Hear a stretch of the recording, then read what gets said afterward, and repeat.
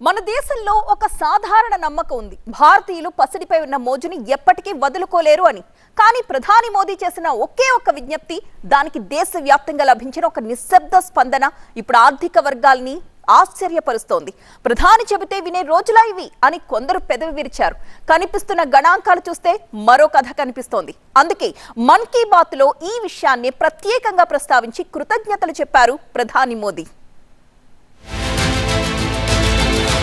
భారతీయులకు బంగారం అంటే కేవలం ఆభరణం కాదు, అదొక సెంటిమెంట్. కానీ దేశ ఆర్థిక వ్యవస్థ సంక్షోభంలో పడే ప్రమాదం ఉందన్నప్పుడు అదే భారతీయులు సెంటిమెంట్ను పక్కన పెట్టి దేశభక్తిని చాటుకున్నారు. పశ్చిమాసియాలో యుద్ధ మేఘాలు కమ్ముకున్న వేళ ప్రధాని నరేంద్ర మోదీ దేశ ప్రజలకు ఒక విజ్ఞప్తి చేశారు. విదేశీ మారక ద్రవ్యంపై భారం పడకుండా ఉండేందుకు వీలైనంత వరకు బంగారం కొనుగోళ్లు, విదేశీ ప్రయాణాలు వాయిదా వేసుకోవాలన్నారు. ప్రధాని పిలుపునిచ్చిన కొన్ని రోజుల్లోనే మార్కెట్లో పెనుమార్పులు సంభవించాయి.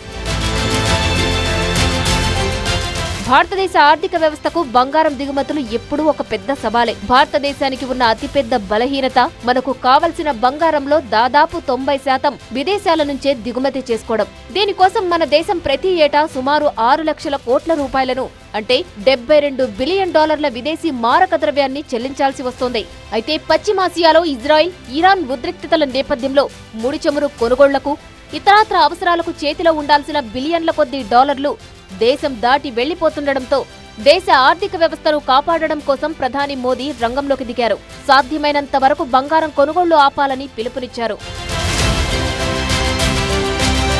మోదీ చెబితే బంగారం కొనడం ఆపేస్తారా అని విమర్శించిన వారికి కళ్లు చెదిరే గణాంకాలే సమాధానం చెబుతున్నాయి. మన్ కీ బాత్ 135వ ఎపిసోడ్లో ప్రధాని స్వయంగా ఈ విషయాన్ని చెబుతూ దేశ ప్రజలకు కృతజ్ఞతలు తెలిపారు. ప్రజలు తమ ఇళ్లలో జరిగే పెళ్లిళ్లకు కొత్త బంగారం కొనకుండా పాత బంగారాన్ని కరిగించి కొత్త మోడల్స్ చేయించుకున్నారని ప్రధాని మోదీ స్వయంగా మన్ కీ బాత్ లో ఆనందం వ్యక్తం చేశారు.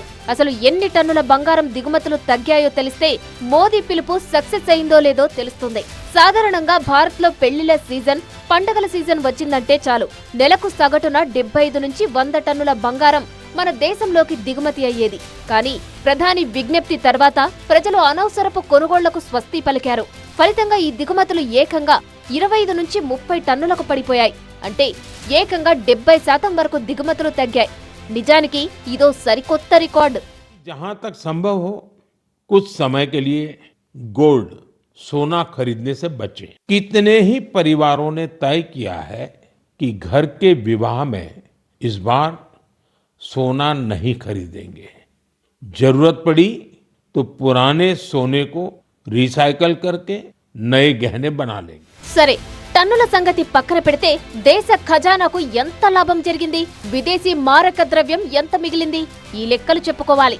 కేవలం ఒక మే నెల గణాంకాలనే తీసుకుంటే గతంలో బంగారం కోసం ఖర్చు చేసే మొత్తంతో పోలిస్తే ఈసారి ఏకంగా 39% నిధులు ఆదా అయ్యాయి. ఒకే ఒక్క నెలలో బంగారం దిగుమతుల బిల్లు కేవలం 28,500 కోట్ల రూపాయలకు పరిమితమైందని అంచనా. దీనివల్ల దేశానికి మిగిలిన నికర విదేశీ మారక ద్రవ్యం ఎంతో తెలుసా? దాదాపు $2 బిలియన్ పైమాటే. అంటే దాదాపు 16,000 కోట్ల రూపాయల విలువైన విదేశీ కరెన్సీ దేశ ఖజానాలోనే భద్రంగా ఉండిపోయింది. అందుకే మన్ కీ బాత్ 135వ ఎపిసోడ్లో ప్రధాని మోదీ మాట్లాడుతూ తన పిలుపును గౌరవించి దేశ ఆర్థిక రక్షణలో భాగస్వాములైన ప్రతి ఒక్క భారతీయుడికి శిరస్సు వంచి కృతజ్ఞతలు తెలుపుతున్నానంటూ ఓ సందేశం పంపారు. ఏదేమైనా సొంత లాభం కొంత మానుకొని దేశానికి తోడ్పడమన్న మాటలను నిజం చేస్తూ భారతీయులు పసిడి కొనుగోళ్లు తగ్గించి అక్షరాల నిజం చేసి చూపించారు.